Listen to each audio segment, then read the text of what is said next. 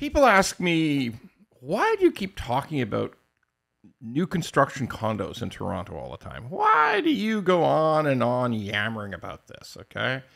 What's the deal here? Like, it's hard to understand. And I don't know how important it is. I didn't buy any condo. So how important is it? Okay. Let me explain. If you damage a particular sector in real estate enough, if there is enough problems in one particular sector of real estate, one big, impactful sector, if there's a big problem there, it seeps through to other places, other sectors, other parts of real estate. How do I know this? Well, I've been around, and in 1990, in Ontario, all hell broke loose. There was a big run-up in real estate prices from 86 through 89. Big.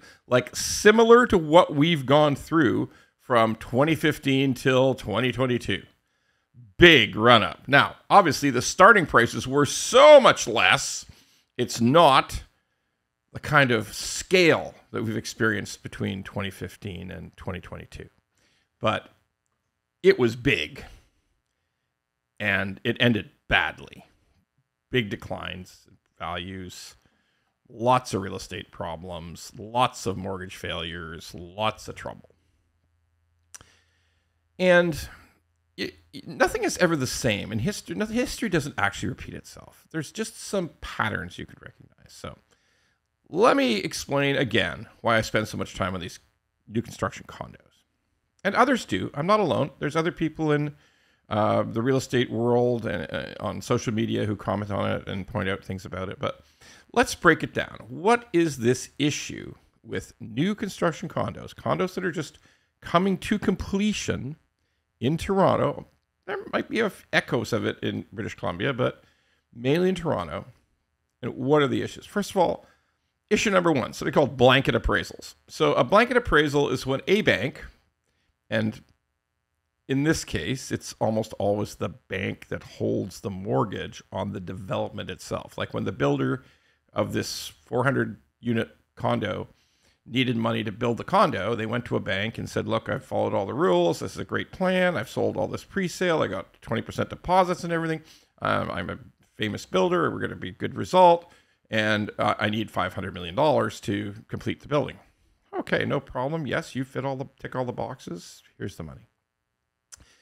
Obviously oversimplifying a little, but now it's getting finished. And there's issues that always have to do with what is that building, what is the square foot price in that building that's just finishing? What was it sold at? Was it sold at $1,100 a square foot? Was it sold at $1,125 a square foot? And right across the street, there's a similar building that's selling for $945, $985 a square foot. A little bit concerning because even though it's a slightly newer building, it's exactly the same size unit, exact sort of same layout, like same amenities, so it's about the same.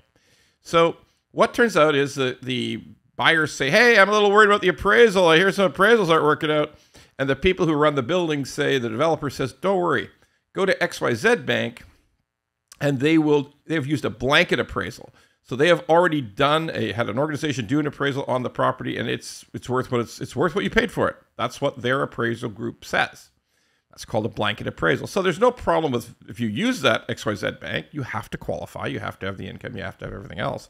But if you do qualify, you get to have that value, because that's the value for the whole building with that XYZ Bank. You can't go to any other bank because they're going to do an appraisal, and that appraisal might suggest that, no, it ain't worth $1,125 square foot, even though the blanket appraisal by XYZ Bank says it's worth $1,125 square foot. We think because of that building across the street over there, it's really only worth less, so the value is less. So you need to come up with more down payment because we can't do a mortgage for that amount. But if you're that buyer and you're told you should go ahead and use XYZ Bank, then you're probably going to use them. You know, that was your recommend, and they're happy to help. And you don't get me wrong, you have to have income. Everything has to be kosher. You have to give a good credit score. It's not like they're giving out crazy mortgages, okay? But that's how it works. That's the simplicity of it.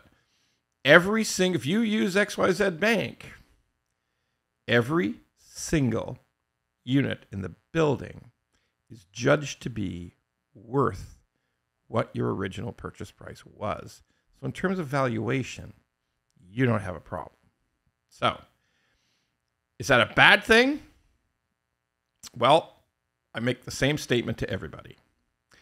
If you're XYZ Bank and you have a $500 million loan on that building, you really want all of the condominium purchases by individuals who pre-purchased those condos. You want that to run smoothly.